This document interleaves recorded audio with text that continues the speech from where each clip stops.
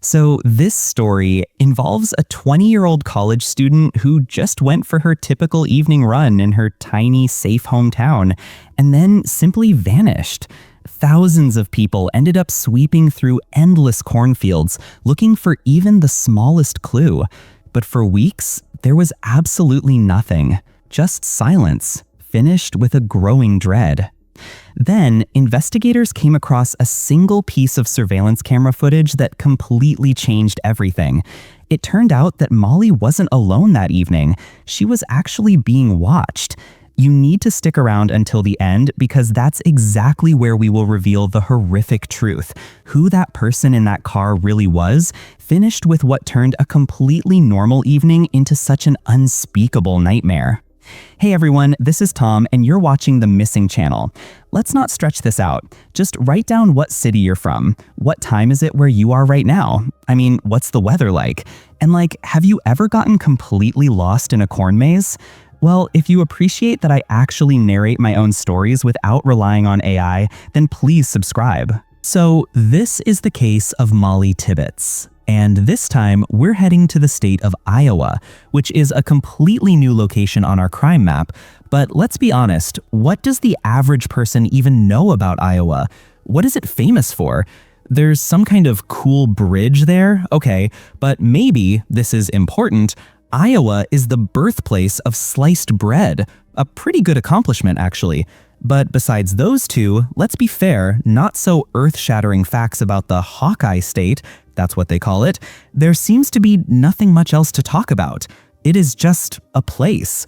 Oh, but wait, there's one more thing, one giant monocultural fact. Corn. Endless, unending fields of corn. And Iowa, this corn state, became the home, though not the birthplace, for the capable young woman we're talking about today, Molly Tibbitz. I mean, Molly first spent her younger years in a completely different environment, over in San Francisco. A huge difference, right? From the Pacific coast into the heart of the Corn Belt. She was born there on May the 8th, 1998, to her mother Laura, finished with her father Rob.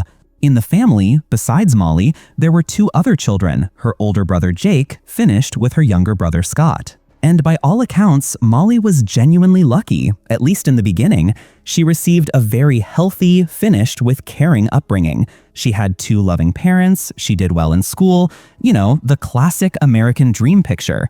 But, as it often goes, not long after Molly finished second grade, life threw her its first big curveball. While things were okay for her as a child, for her parents, Laura finished with Rob, things were entirely different. And, as the story goes, reluctantly, but they soon went through a divorce. A relationship breaking up is always tough, especially on kids, but Molly's parents needed space from one another. This led to a drastic change. In 2007, Molly, along with her mother, finished with her brothers, moved to Brooklyn, Iowa. Brooklyn, Iowa, not to be confused with New York City, that is a whole different universe, was the place where her mother, Laura, grew up.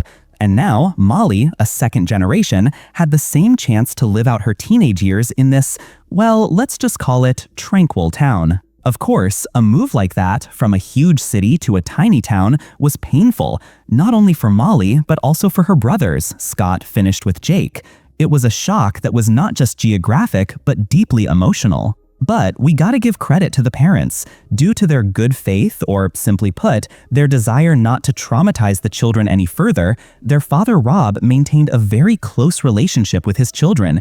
And even though he couldn't physically be with them all the time, while living in California, he wanted to do everything possible for them.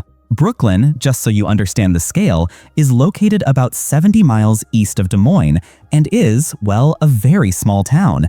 It is home to only 1,400 people. Let me repeat, 1,400. It is not a city. It is essentially one large school where everyone knows absolutely everything about everyone else. Life there is calm, unhurried, finished with it is a complete, absolute contrast to the hustle of San Francisco they left behind. Their time spent literally among the cornfields gradually changed from days into months and ultimately into years. And before they even realized it, Molly, finished with her two brothers, had completely settled in, finished, adapted to their new quiet town. Molly continued her education at the local school, which had a very long name, Brooklyn Guernsey Malcolm Junior Senior High School, but let's, for simplicity, just call it Brooklyn High School. And it was while attending this school that Molly fully developed her own personality. She really found herself. She was an extremely social person, a people person as they say, and she made many friends, often taking on the difficult role of a peacemaker in any situation. She always tried to bring everyone together. Descriptions of Molly Tibbitz paint a portrait of a genuinely wonderful person, bright, energetic, positive, finished, and playful. She was, as they say, a true embodiment of humanity and had a heart of gold. And speaking of hearts, it was in 2015 that Molly first saw, or more accurately, met a man named Dalton Jack. Dalton was a senior at that same Brooklyn high school at the time, and, as is often the case in small towns, he was an avid athlete. The story of their first meeting is a classic piece of small-town Americana. It happened late one cold October evening. He, finished with his friend, were sitting in his pickup truck after a football game. Then several younger students came up to them, one of whom happened to be Molly. According to Dalton, he fell in love with her almost immediately. She made him laugh, finished, and he thought she was incredibly sweet. Everything is very standard. They exchanged phone numbers and soon started having dinner, finished, and going to the movies together. And from that point on, they fell in love with one another. This wasn't just a high school fling. Molly was smitten, and for Dalton, by his own words, she was his entire world. Their affection, finished, and dedication to one another seemed to only grow stronger over time. This didn't fall apart after graduation, like most high school romances. And 2 years later, in 2017, when Molly left Brooklyn to start college, majoring in psychology at the University of Iowa, she continued to love Dalton. They entered the phase of a long-distance relationship, which is always a test. While Molly lived and studied in Iowa City, Dalton stayed home in Brooklyn to start a career in construction. He went to work, she went to study. But, surprisingly, this did not stop their connection. They saw each other almost every weekend, and even during the weekdays when they had the chance, they made the effort. The distance from home, by the way, didn't seem so bad to Molly either. Actually, her first year of university flew by almost unnoticed. And closer to the end of May 2018, she, like thousands of other students, returned home to Brooklyn for summer break. And during these holidays, she definitely wasn't slacking off. She was constantly busy with something. During the day, she worked at a local children's day camp based at the Grinnell Regional Medical Center. But in the evenings, instead of relaxing, she set aside time for extra studying to better prepare for her second year of university, a very determined young woman. She also made time for running, and this is a key detail, almost every evening, usually after the sun had already set, when the heat subsided. Her days in Brooklyn were spent moving between 2 points, her mother's house, finished with her boyfriend's house, which sat on the western edge of town. Dalton, for his part, unlike students, had no luxury of a summer vacation. He was a working man. He worked almost every weekday. Sometimes his job was local, in Brooklyn, but more often it could be all over the state. Classic construction work. Everything depended heavily on the specific project. And here we approach July 18th, 2018, the middle of summer in Iowa. On this day, Molly was staying at Dalton's house. He shared that house with his brother, finished with, what is important for the story, with dogs. But on this day, both Dalton and his brother were away from town. Both had left because of work. Dalton's current project was located on Highway 61 near the town of Dubuque. This meant he would spend the rest of the week over 130 miles, that's more than 200 kilometers, away from home. A solid distance, you know? So Molly promised she would look after his dogs while she worked and studied at his house. She was there alone. The weather in Iowa was hot that day. One source says 29 degrees Fahrenheit, but that is clearly a mistake because that is freezing temperature. More likely, it meant 29 degrees Celsius, which is about 84 degrees Fahrenheit, meaning typical summer heat. Due to this heat, Molly stayed indoors all day, trying to cool off in the company of Dalton's dogs, finished with her laptop. She was simply waiting for the temperature to finally drop. The day was completely ordinary, nothing notable. In her free time, Molly posted some videos with her boyfriend on Snapchat, looked for something to eat, or scrolled through her Twitter feed. I mean, there was absolutely nothing unusual about this, I have to emphasize. Just a normal day for a 20-year-old girl. And then, when the sun finally started to set, she felt a break from the heat.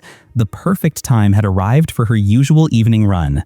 So around 7:30 in the evening, she left her laptop open, sent Dalton a selfie, finished with headed out into the familiar landscape surrounded by cornfields for her daily exercise. But Molly did not return home that evening. Actually, she never returned home at all. Dalton, who was hundreds of miles away, never got a reply from her that evening. But he didn't panic. He simply assumed she was busy or maybe fell asleep early. Finished with, he went to sleep himself. An absolutely normal reaction. But the next morning, when the phone was still silent and there were still no messages from Molly, Dalton started to worry. This was already unusual. He began writing to her friends to ask if they had heard anything from Molly. But, just like him, nothing. Complete silence. And all her social media accounts, which had been active just yesterday, were also quiet. And then came the call that turned worry into true panic. Molly's supervisor from the day camp called Dalton, finished with asked why Molly had missed a day of work. I mean, this was the major red flag. Molly was incredibly punctual, finished, responsible. She had never missed a day at her seasonal job before. This was completely out of character for her. At this moment, it became clear something very bad had happened to Molly. But what exactly happened? Nobody knew. There is this saying that sometimes silence can be the loudest noise. And in this case, that was absolutely the truth. It seemed that Molly Tibbitz had just vanished off the face of the earth. And considering how uncharacteristic this was for her, that silence was simply unbearable for Dalton, for her family, and her friends. By the end of the day, July the 19th, the police and the local community anxiously intervened. A full-scale search had begun. Missing person posters were distributed throughout the town, in every single window. But outside the town, in the fields, volunteers searched the area as thoroughly as possible. Volunteers from across America started flocking to help find Molly. But for those who couldn't come in person, online campaigns were running to collect donations and spread information. And very soon after that, Molly's father, Rob, himself flew out from his home in California to join the search team on the ground. But the search conditions were terrible. It was the peak of summer in Iowa, mid-July. The days were long, exhausting, and unbelievably hot. But the main issue, it was the cornfields. Those darn cornfields, they resulted in visibility being practically zero. It was hard to see further than a few feet ahead. You could walk right past anything and completely miss it. And since Brooklyn, this small, quiet town, is located so disturbingly close to Interstate 80, that is the main interstate highway that crosses the entire country, she could have ended up almost anywhere in the United States within a matter of days. Story, the search for Molly. The search is widening with these missing person posters now being circulated throughout the Midwest. Good afternoon, everyone. Authorities and the family say there's no new information to share, but they're keeping up the search. University of Iowa student 20-year-old Molly Tibbitz went missing last Wednesday in Brooklyn. She was dog sitting and was last seen by a neighbor going out for a jog wearing shorts, a sports bra, and running shoes. Authorities are not ruling out foul play. People have been distributing flyers, posting them throughout the state and into Minnesota. The family posted on Facebook that the investigative team has been working on many fronts, but we are at that point where results take time and we'll keep you updated.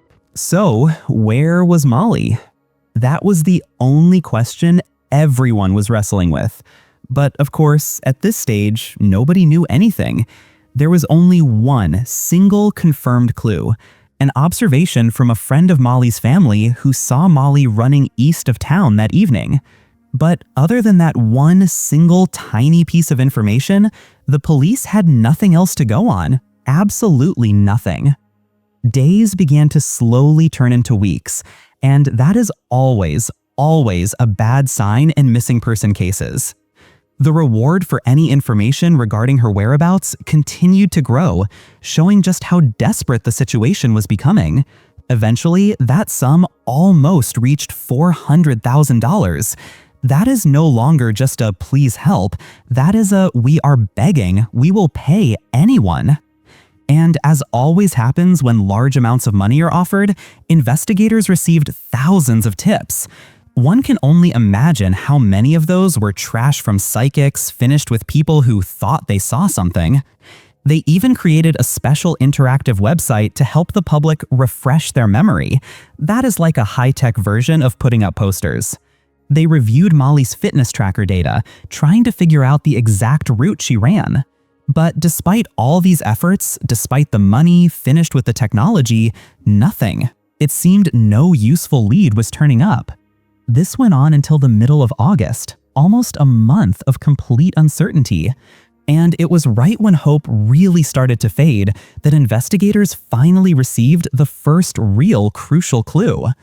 A neighbor who lived in the northeast area of Brooklyn, just an ordinary person, not a detective, was reviewing his own surveillance camera footage, and he happened to notice something odd.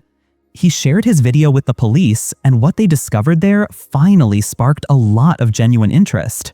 A source mentions that the camera had a 3-minute delay, but the essence was something else. At 7:45 p.m. on the day she vanished, the security camera captured what everyone assumed was Molly running down Boundary Street.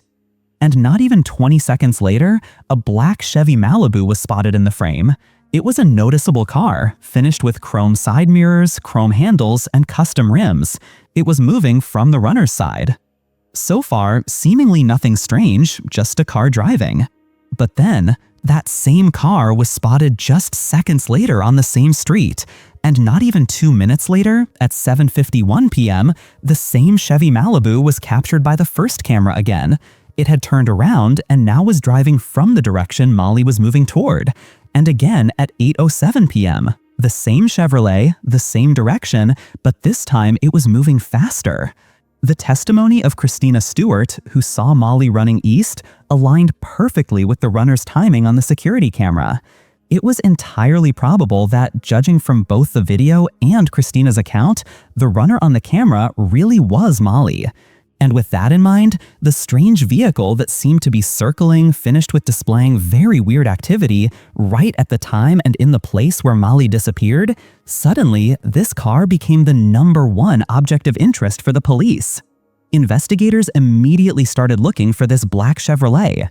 And, I can't exactly say they searched very hard, because in a town with a population of only 1,400 people, finding such a distinctive, jazzed-up car, it didn't take them long at all. Just a day after reviewing that video, a deputy sheriff who happened to be on duty at the time managed to spot the vehicle on the road. He didn't turn on his sirens, he didn't start a chase, he didn't stop the car, but simply calmly drove behind it until the driver eventually pulled over on his own. The deputy sheriff walked up to the driver's window, and it eventually turned out that the car belonged to this driver. His name was, or he said his name was, John Budd. John was asked about Molly's disappearance.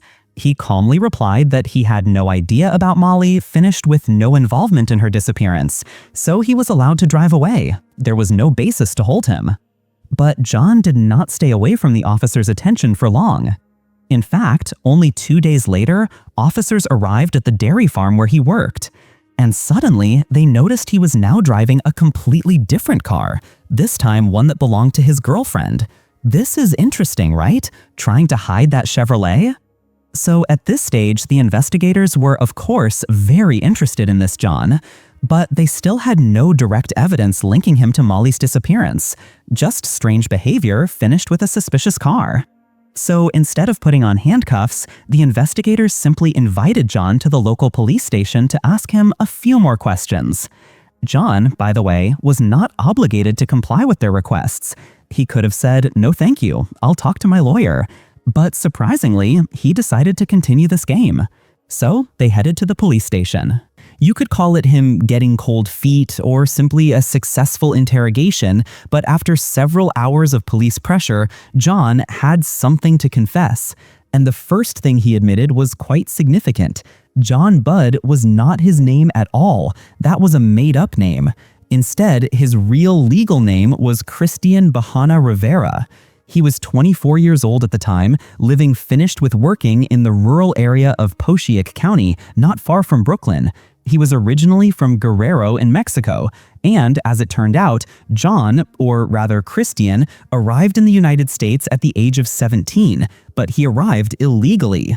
This meant he was not allowed to legally work in America, and essentially, he had been successfully slipping through the system for years, working for cash.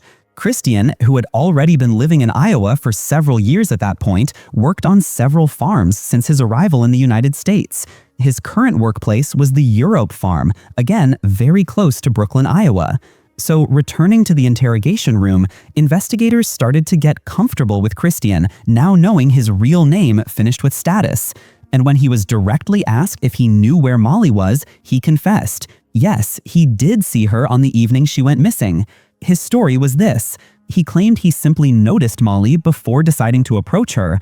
Then he, in his black Chevrolet, started driving, or as he says, running, right next to her before striking up a conversation. That already sounds like an absolute nightmare for any woman running alone, a stranger in a car who is essentially stalking you. And of course, the second approach was not charming either. As he continued to persist, Molly did what any sensible person would do. She pulled out her phone, finished with told him to go away, otherwise she would call the police. And then, by his account, Christian blacked out. Maybe. Blacked out? What kind of defense mechanism is that anyway? I got angry and I shut down. That is a classic attempt to avoid responsibility for what happened next. When the next day came, August the 21st, the morning brought devastating, though expected news. After over 10 hours of interrogation, Christian finally agreed to lead police to a certain plot of land far outside of Brooklyn. It was a completely remote location, and as officers got out of their cars to approach, they noticed a break in the towering corn stalks. And when they got close to that spot, their worst fears were confirmed. They had finally found the body of Molly Tibbitz. She was found beneath a layer of corn stalks that he had used to cover her. She was partially clothed in only a sports bra finished with socks, and it was absolutely clear that due to the horrifying level of decomposition, her body had been lying there for a very long time. Christian finally confessed. After he approached Molly while she was running, and she threatened to call the police, he panicked, got angry, blacked out, and reacted by killing her. And then, in an attempt to hide his crime, he concealed her body in that endless cornfield. The autopsy showed that she suffered between 7 but 12 sharp, brutal injuries to her chest, ribs, neck, finished with skull. This was not panic, this was rage. And tragically, she passed away from those severe, violent wounds. Hearing this news, the families, friends, acquaintances, finished with thousands of volunteers who had been searching for Molly, were in complete despair. Her silence, which had kept the town, finished with the entire country on edge for weeks, now crashed down on them with a devastating, crushing anger. But when they learned the details of her passing, that it was not an accident or something simple, but a brutal murder, that angry disappointment grew, mixing with fury. And that rage, as often happens in America, very quickly ended up in the crosshairs of politicians looking to capitalize on tragedy. Donald Trump himself, the president at the time, immediately used it, blaming her death on the actions of an undocumented immigrant from Mexico. The case instantly became a political weapon. But on August the 22nd, Christian Rivera was officially charged with first-degree murder. And after it became known that he posed a clear flight risk, his bail, which had previously been set at $1 million, was increased to $5 million cash. As the story of Molly Tibbitz tragically shifted from a missing person to a murder, the events surrounding her case continued to unfold both behind bars and in the real world. The following month, Rivera, predictably, entered a plea of not guilty. He initially, as we recall, confessed to the murder of Molly Tibbitz. He led them to the body. But now, in the courtroom, he completely recanted those words. A classic move. But the investigators were already busy with their own inquiries, and they had something to present. Rivera's confiscated black Chevrolet was under careful forensic examination, and of course, they found what they were looking for: blood in the trunk finished with on the rim of his car. Forensic analysts eventually matched the DNA profile found in the trunk to Molly's known DNA profile. This discovery, essentially, almost entirely confirmed that Molly had been in Rivera's trunk that fateful evening. It seemed like an open and shut case, but a long series of bureaucratic, finished with legal events began that delayed his case in court. Due to the intense publicity, his trial was postponed for several months and moved to a different county, for reasons of safety, finished with finding an unbiased jury. And then, in August 2019, his defense filed a huge 29-page motion. They requested that his interrogation not be admitted as evidence. Why? Because he was apparently not properly read his Miranda rights at the time. That is just unbelievable. This meant that even though he confessed to killing Molly and led them to the body, because he might not have been read the famous phrase, "anything you say can and will be used against you," they could not use his confession as direct evidence. Wonderful, simply wonderful. His trial was then postponed to 2020 after the judge asked for extra time. But then, in 2020, a thing called the coronavirus happened, and everything ground to a halt. However, time cannot be stopped forever, and on May the 17th, 2021, Christian Bahana Rivera's trial finally began. His defense team quickly told the court that investigators violated his rights before they charged him. They also claimed that officers resorted to illegal pressure tactics, forcing Rivera to confess. And when those tricks didn't seem to be landing well with the jury, they eventually tried to blame Molly's boyfriend, Dalton, for the killing. Yes, they claimed it was him, alleging that he had supposedly cheated on her 3 years prior. But Dalton had an airtight alibi for the time she vanished. He was almost 2 hours away at work, and multiple colleagues could confirm his whereabouts. And besides, it was completely obvious how much he loved Molly. There was no real motive behind such an accusation, just a desperate desire by the defense to sow doubt. Christian Rivera eventually had to take the stand, and that was an unwise move, to say the least. Since his first confession, Rivera's statements shifted from a plausible but guilty story, the "I panicked" one, to some shocking, childish nonsense. He told the jury that probably 2 armed men in masks came to his house, forced him to drive them around town until they spotted Molly. Then, by his account, they killed her, forced him to drive to the cornfield, put the body in his trunk, and then threatened the life of his daughter if he told anyone what happened. Seriously? 2 men in masks made me? That is the worst defense since "the dog ate my homework." After their client received permission to testify with a story like that, well, good luck to the defense team on ever getting hired again. So what we had, Rivera's confession, which, though contested, led police directly to Molly's body, video surveillance footage of his car following her, Molly's blood in his trunk, and now this utterly absurd story about men in masks. Christian was finally backed into a corner. And on Friday, May the 28th, 2021, Christian Bahana Rivera was officially found guilty of the murder of Molly Tibbitz. The decision came shortly after 1 p.m. After only 1 day of deliberation, the jury took only 7 hours to reach their verdict. Christian remained silent, finished with completely expressionless while the verdict was read. This man showed less emotion than one might expect while watching a weather forecast. However, there was one more final unexpected turn in this case.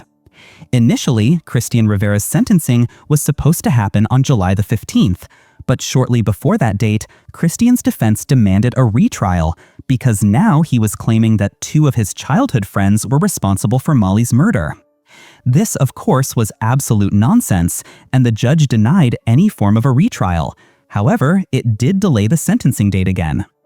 Ultimately, Christian Rivera was sentenced later on August the 30th, and given that first-degree murder in the state of Iowa carries a mandatory life sentence without the possibility of parole, it is unlikely anyone will ever have to worry about this man being free again. You could call it good-hearted leadership or pure strength of spirit, but this case revealed true heroes in the people who chose to climb out of the gloomiest moments of their lives, to look evil in the face and choose kindness over anger. This is incredible. After the political turn that Molly's disappearance never intended to provoke, Christian Rivera's co-workers, other immigrants who had absolutely nothing to do with the case, became targets.